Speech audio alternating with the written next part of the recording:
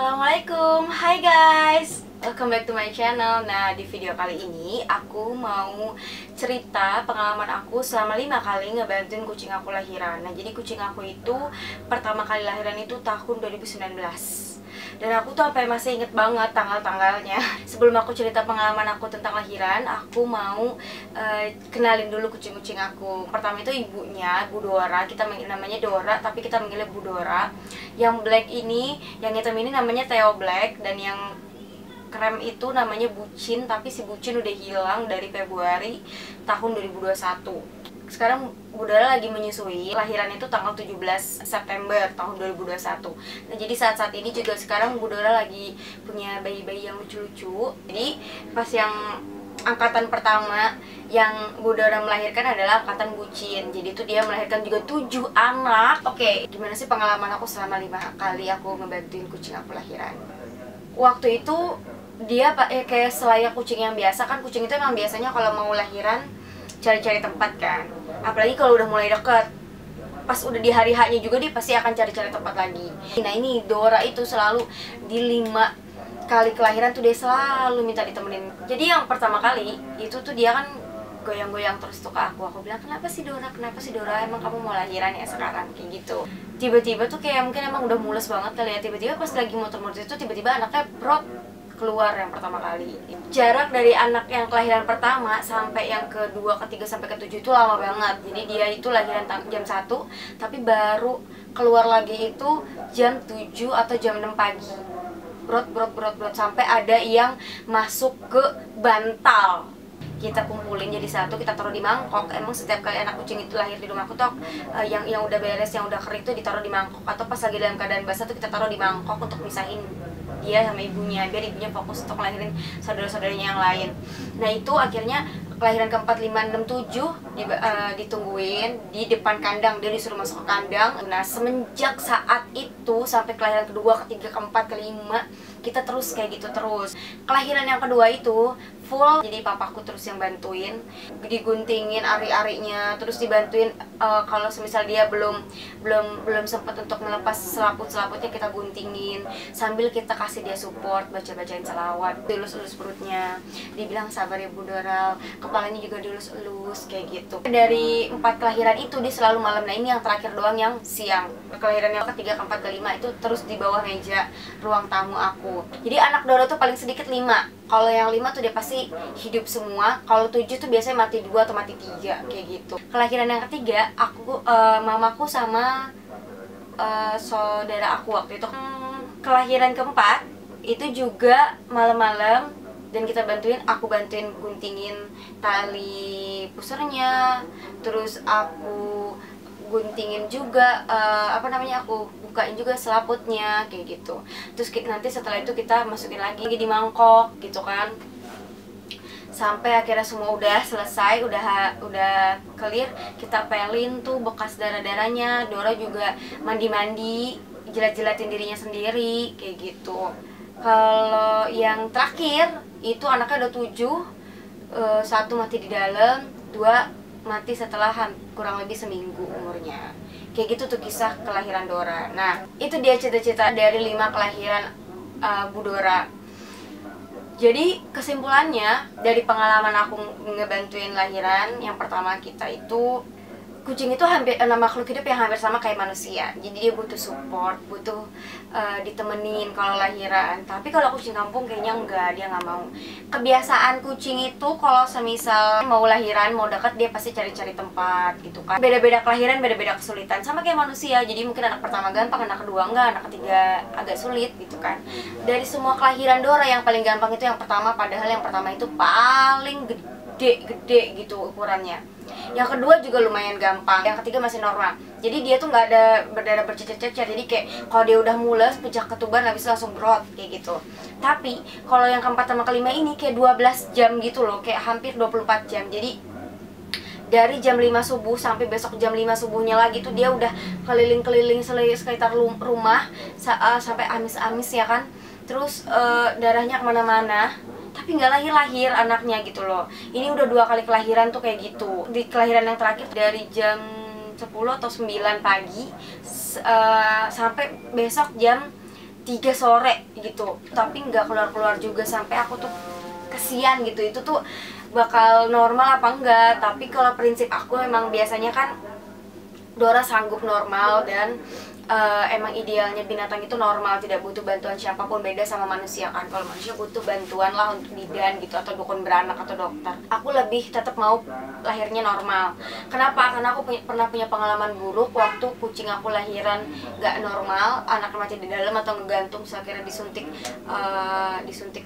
ransang sama dioperasi, dan itu akhirnya kucingku mati. Jadi aku nggak mau. Semenjak saat itu aku tuh kayak trauma gitu loh. Mungkin itu emang pengalaman burukku aja, tapi aku kayak trauma gitu. Jadi aku selalu berdoa supaya bisa lahirnya lancar kayak gitu.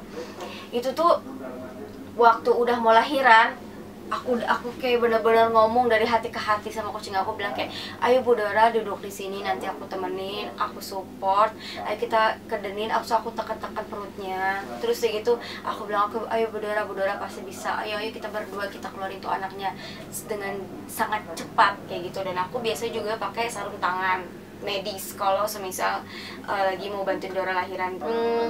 Alhamdulillah kalau setiap kali ditemenin tuh Dora bisa lahirannya lancar gitu. Nah, jadi tugas aku selain cuma support Meryl adalah membantu ketika si Dora itu kan ada masa lelahnya ya. Dia kayak growth, kan anaknya duluan tuh yang keluar palanya kan. Terus tiba-tiba hari-harinya itu masih di dalam atau ngegantung sedikit. Itu aku kalau semisal dia posisi ngadepnya ngebelakangin aku, jadi aku bisa tarik. Jadi kalau kita mau narik yang area sisanya itu jangan tarik dari anaknya, tapi anaknya kita pegang, terus yang panjangnya itu, yang kayak ususnya itu, yang panjangnya itu, talinya itu kita tarik. Jadi jangan sampai kita tarik dari anaknya, soalnya nanti ini kan masih nyambung di sini di pusat, jadi ketarik juga nanti takutnya berdarah. Dan kalau kita mau bantu potongin usus ari-arinya itu, jangan lebih dekat ke anaknya, tapi lebih dekat ke ari-arinya. Kan ini anak, ini ari-ari. Nah, potong di sini, atau jangan di tengah-tengah boleh sebenarnya, tapi kalau kamu masih ragu-ragu, dipotong ke arah sini. Nanti secara otomatis itu akan kering dan digigit sama emaknya. Kita juga harus perhatiin selaput-selaput yang ada di dia, terutama ini hidungnya. Jadi dia harus nafas, karena kalau misalnya dia masih kebungkusan plasenta, kita tuh harus ambil, terus kita potong, terus kita buka gitu. Dan itu agak-agak ribet sih ya, dan butuh hati-hati, karena jangan sampai yang kepotong tuh kulit dia atau badan dia kayak gitu. Jadi kita harus tarik tuh plasenta, potong kayak gitu. Dan itu kan idealnya harusnya dilakukan sama si ibu, atau bisa juga sama si anak. Si anak itu kadang-kadang kalau misalnya emang super kuat banget, dia pas lagi kebangun nih kan, dia pas sudah udah keluar nih, tiba-tiba dia ntar begini-gini sendiri gitu. Nah, otomatis kerobek lah tuh plasenta. Atau si ibu begitu dia keluar, nanti sama ibunya tuh jilat-jilatin, digigit-gigitin gitu. Nah, jadi otomatis kebuka lah tuh plasenta. Jadi itu sebenarnya si induknya yang harusnya ngebuka. Tapi kondisinya ketika anaknya emang maunya tiduran aja, atau kayak nggak sadar kalau dia udah lahir, kayak lemah lah gitu intinya. Sebenarnya nggak lemah juga sih, kadang kayak kurang aktif gitu loh. Ada bayi yang memang kurang aktif, berarti kita yang harus aktif, kita bantuin gitu kan, secara dilahiran sama kita ya kan. Si induk juga biasanya bakal ngerasa keganggu ketika bayinya itu ngeong-ngeong. Nah, itu pasti si ibunya agak ribet gitu langsung. Nah, jadi ya otomatis kita terpaksa harus menyisihkan dia dulu. Tiba-tiba pas dia lagi ngejelatin, terus tiba-tiba dia juga mules di saat bersamaan. Dan jadi kayak saudaranya yang lain keluar, terus yang ini belum diberesin gitu kan, ibunya gerak ketindih kayak gitu. Soalnya ada yang kayak gitu. Jadi itu hal-hal yang perlu diperhatikan pas lagi ngebantuin si kucing lahiran. Dan emang nggak tau kenapa kucing aku tuh kayak selalu pengen minta ditemenin, karena kayak seolah-olah kayak dia ragu gitu kalau dia sendiri. Cuman pas di kelahiran keempat itu dia sendiri, bener-bener sendiri, dan anaknya akhirnya udah jilat-jilatin, udah nete, udah oke banget gitu loh. Bahkan dia kayak lebih pintar ngelahirin sendiri daripada ditemenin sama kita. Kalau kita temenin atau ada kita, dia tuh kayak jadi manja gitu loh, kayak capek atau kayak ngos-ngosan atau kayak nggak mau ngejilatin anaknya kayak gitu. Tapi pas lagi dia sendiri, semuanya hidup, semuanya sehat, semuanya gendut-gendut. Nggak tahu kenapa. Ya mungkin beda-beda kali ya. Kan aku bilang beda-beda kelahiran. Jarak antara satu anak sampai ke anak yang lain itu bisa 30 atau bisa lebih. Bisa lahir yang ini tuh jam 7, tiba-tiba nanti jam 1 keluar tuh bisa. Atau kebalikannya, jam 1 malam yang pertama keluar, terus nanti lagi saudaranya yang lain nyusul jam 7 tuh bisa. Atau bisa juga jadi yang satu ini keluar kayak 2 menit 3 menit tiba-tiba keluar lagi, itu bisa. Jadi pas nanti anaknya itu udah 4 atau 3 udah keluar, terus kita pisahin, atau dia udah jaraknya udah agak lama nih, udah 30 menit atau 20 menit gak keluar-keluar, ya udah. Kadang-kadang anaknya kan suka bawel tuh, akhirnya kita kasih lagi ke dia buat nyusu.